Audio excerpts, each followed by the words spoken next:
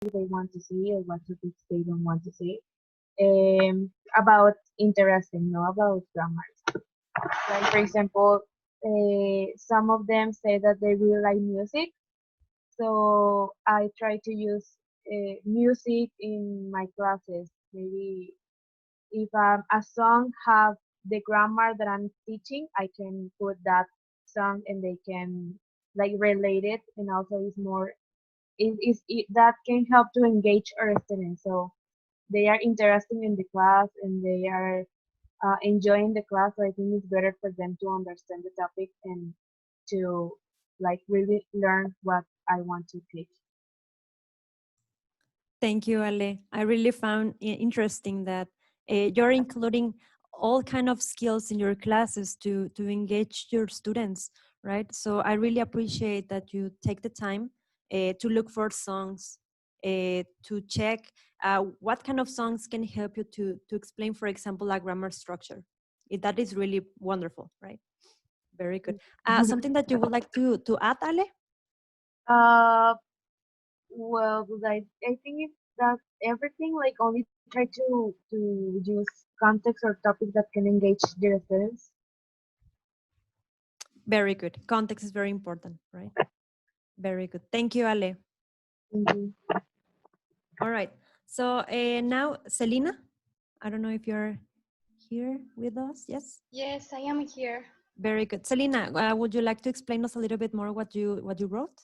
Yes, I wrote that sometimes it is hard to make all your students to participate, even though you encourage them a lot and you give like a very good context and everything. There are these students that even though you are there, like no, they don't speak.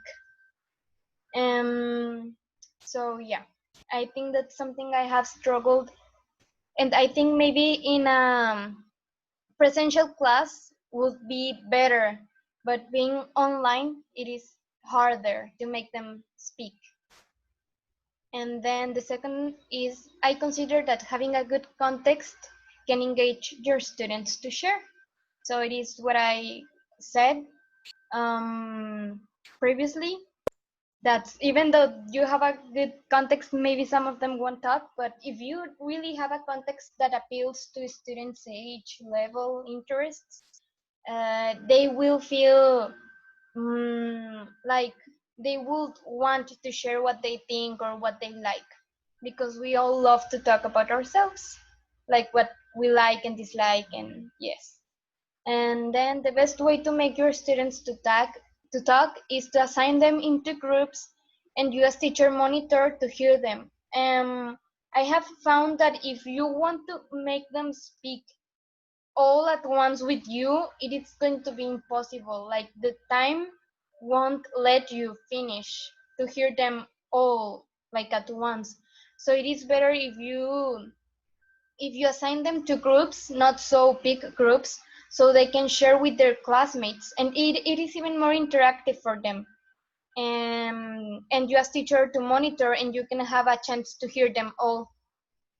And then I have that grammar should be covered, but not the whole time. Like it is better, like if you are explicit, like a little bit or inductive, but keep them practice. The thing here is that students speak, and maybe they don't have to know what they are learning, but we should make them speak and they will acquire it. And then we should be careful at the moment we correct students, like the emotional part, and also students need to feel a safe environment to talk, and that you won't judge them, and that you will stop these people that laughs and do comments or makes other people shy to talk. And that's pretty much what I wrote. Very good, Selena. Thank you. And one thing that I noticed and that I really found challenging is that some students are not willing to talk, even though yes, we can create a perfect context. We can have dynamic activities, but maybe at the beginning they will have some struggle uh, by participating. One technique that I always do before having, for example, a first class with some new students, I really like to apply warm-ups or icebreakers, right? And these kind of icebreakers can help them to feel more comfortable with the teacher and not feeling exposed by speaking at the beginning of the lesson, right? But yes, I still have some problems when some students don't want to participate. I feel exposed as a teacher, like you're standing there in the middle. Well, when we had classes with their faces, right? Yes, and I felt exposed, like no one talking and no one trying to participate with me. I will feel alone, right? But after I started putting icebreakers before my class, before beginning my classes, my students could laugh, could participate even more, even though the icebreakers were not related to the topic. They were like, I don't know, passing the ball and just saying how do they feel today, or what did they dream about or something. They will feel more comfortable with the teacher, right? And they will say, you know what, maybe the teacher is not going to be very controlled, or is not going to correct me all the time. It's a teacher that I can enjoy with the classes. So try to change their minds a little bit. Thank you, Selena. So let's move on. Welcome, Miss. Thank you. Oh, Caro is not here, I guess. Let's move on with Betty. Yes, teacher. Very good. Okay, so I was focusing more on the lesson plan than in the classroom. And I learned that it is easier to give a class when you wrote instructions. Because if then you will be like, what was next? Because sometimes you plan it, you have the handouts and everything, but you run out of words. And it is better to have them written down. Another thing that it is also good to think of possible questions, doubts, and problems for you to be able to answer them without hesitations or without the let me Google it. That is not bad, but if you can avoid it, let's avoid it. And also, there are some students that are super fast. Even in the fluence activity, they will finish it. So I will also recommend to have an extra activity and never underestimate them. Even if you think they're super beginners, they might have some vocabulary. Excellent. Very, very good. Yes. We don't have to underestimate our students. Yes, they might have some background knowledge and maybe we don't know.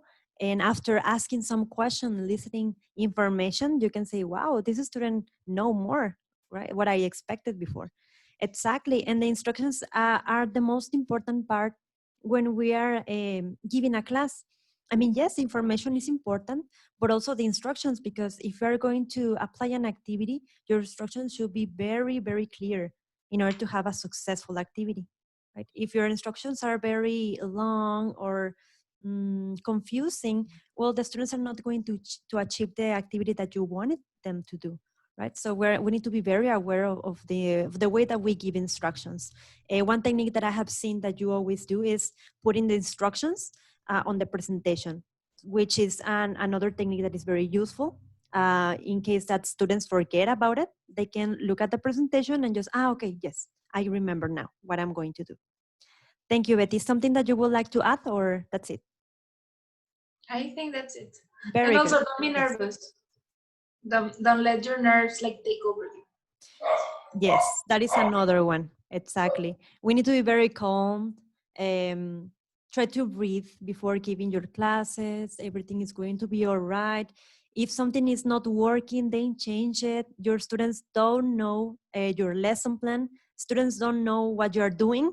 I mean, yes, they know that you're teaching, but remember that you have the control, right? If you see that your activity is not working, change it or delete it. Yes, continue doing something else, right? So don't worry about it. If one day you see and you say, you know what, this class was awful, I hate it, I mean, I don't want to teach anymore, don't worry, breathe, take it easy. It was just the day, right? Maybe later, maybe the other day will be great, right? So just breathe, don't worry. Thank you, Betty. Very good. Jenny is not here? No? Okay, let's move on. Andrea. Well, I wrote that first, setting a context can be easier for students, as they have been saying, and it is better or easier to understand the topic or the grammar point. Then I noticed that interaction, at least on speaking, can also play a relevant role in encouraging students to practice the language. And also, not really like all the time, but having meaningful activities help or stay longer in students' learning process on their mind. And I think the last one I consider the most important one, like if you have good rapport with students, you're encouraging students to that they're willing to take risk and use the target language. And that's why I learned in the lesson planning. Thank you, Andrea. Something that I found interesting that you mentioned, the rapport with your students. And if you connect with your students, yes, they are going to risk everything for you, right? Little by little, right? Maybe at the beginning, they will have some, maybe they won't feel like comfortable at all because maybe it's a new class, maybe they are trying to know you more.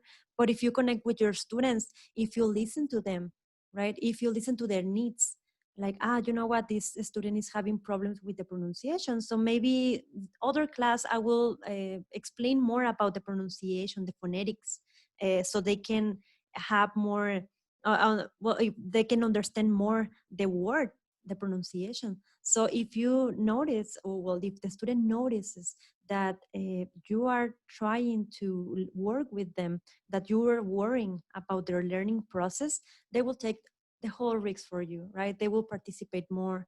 And you can see it, you can feel it when a student is participating, that is enjoying your class. Maybe at the end of the course is sending you messages like, you know what, teacher, I really enjoyed your class. It was very different. It was very dynamic.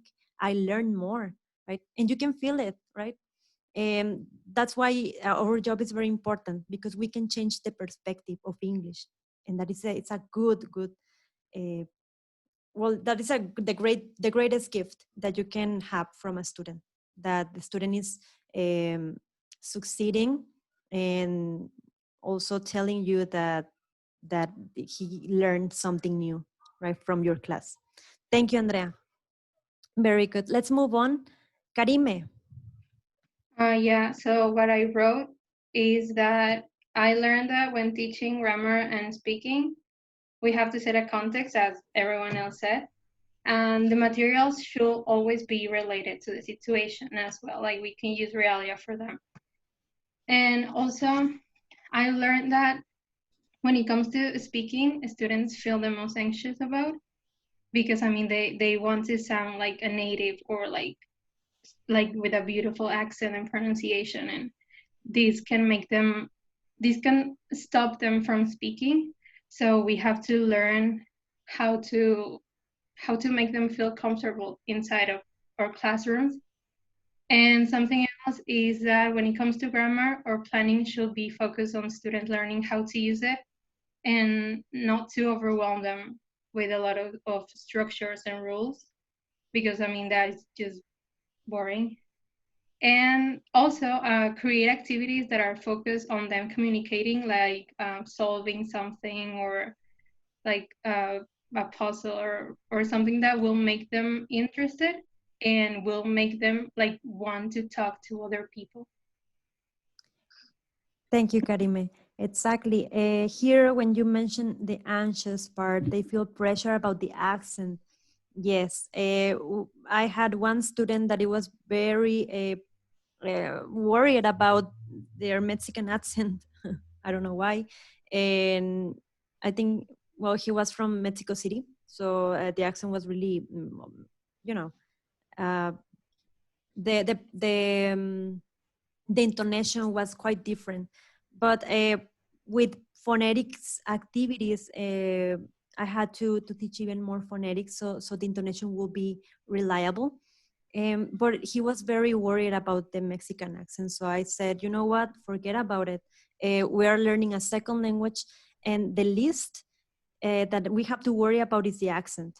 I mean, if we know the language, don't worry about the accent. You're learning a second language, and that's the most important part. Learning a second language is hard, right? Because you're not learning only the language, you're learning the culture also, right? So yes, trying to tell your students that it doesn't matter about the accent, and also creating this environment that so they cannot feel pressure, right? If we feel pressure by speaking in front of people, imagine your students, right? So we need to be very connected with the students to minimize this feeling. Very good. Thank you, Karime.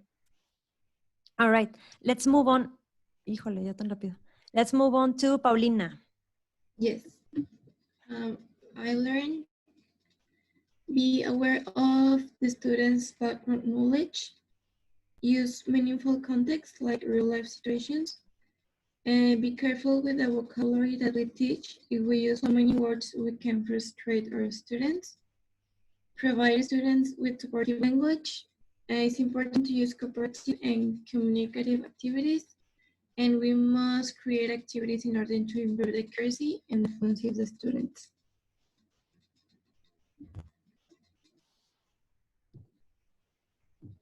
Very good, Paulina. So basically here we have to be aware of the background knowledge of the student, using context, real life situations, choosing the vocabulary that you're going to teach. Well, if you have a book, an English book, you need to consider also the vocabulary from the book, because you know that some schools, everything that is on the book, it's going to be on the exam, right? So you need to consider also, yes, the book, because of the information that is there. So trying to adapt the activities from the book to a communicative activities, right? Try to adapt the information that is there. Also provide students with supportive language, that is very important. And use cooperative and communicative activities, exactly.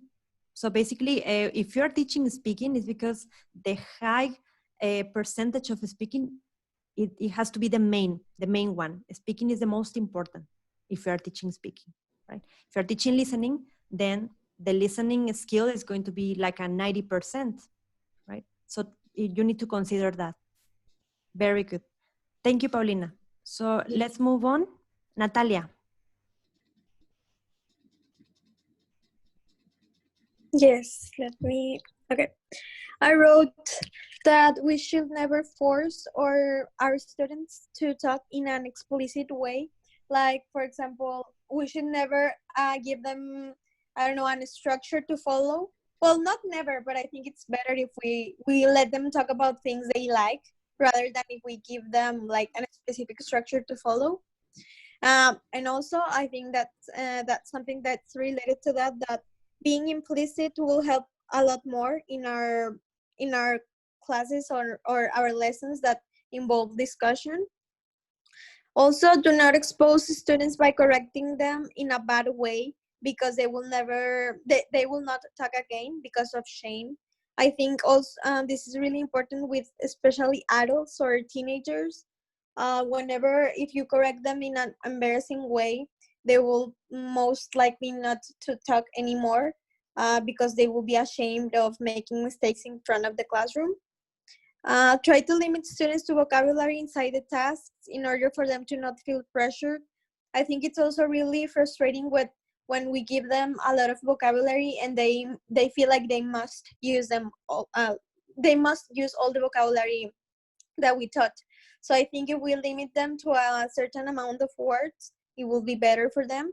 And finally, that group discussions work better than exposing the students by one. I think we have mentioned before that if some student makes a mistake, it's better if they are in groups, because they can correct them. They can correct each other, rather than if we like place them in front of the classroom and we start like giving feedback, but like in front of all the other students. So I think it's better if we make students speak, but in like group discussions, rather than just like individual speech. And that's it. Thank you, Natalia. Exactly. Here, for example, what you mentioned, the group discussions, sometimes we don't have a lot of time to listen to all of the students. Well, some of you were mentioning that, well, the time limit that we have. And here, the group discussions, the good part is that you can listen to a circle and you can listen to all of them talking, discussing about something. And it's easier for you to monitor them and give them feedback. Right? So that is one technique that is very, very useful. Thank you. Very good, Natalia. So let's move on to the next one. And here we have Leslie. Yes. I wrote about involving activities that require the exchange of information among students. And an example, as I included, would be a jigsaw activity where generating language is an actual requirement by making them take notes. I think this kind of activities would also have them practicing and dealing with, I don't know how to call these aspects, for like when you request for clarification, like maybe you missed something and you have to ask the other person, sorry, what did you say? Or what did you mean by blah, blah, blah. I think that happens in real life communication, and it would be useful to have them practicing those kind of aspects. And yeah, I don't know how to call those. Okay, yes. One thing that I like about Jigsaw is that, yes, for example, you can use it in the reading skill. I don't know if you have used this technique. I hope yes. Jigsaw activity is wonderful because some of them have a different part of our reading. For example, they need to read it, understand it, and then they can go to another person and explain it. And also, as you can see, you can, in a real life situation, if you're going to be in a classroom, you're using a lot of skills in one class. You can use, for example, that reading with a communicative activity that they can talk about it. They can write about it. There you're including the writing skill and the listening skill. They are listening to the other person. So basically the objective of your classes, if you are teaching in the future or if you are teaching right now, is to involve the 4 skills, right? Putting them all together so they can practice all of them, right? So it is wonderful. At the end, you will see that all your lessons are connected and all the skills are going to be together, right? Very good. Thank you, Leslie. Okay, let's move on with Eugenio. Yes, teacher. I think that we're running out of time. Should I continue? You know what? Let's disconnect to this class and let's connect again so we can have more time. Okay. Yes, very good. I'll see you later.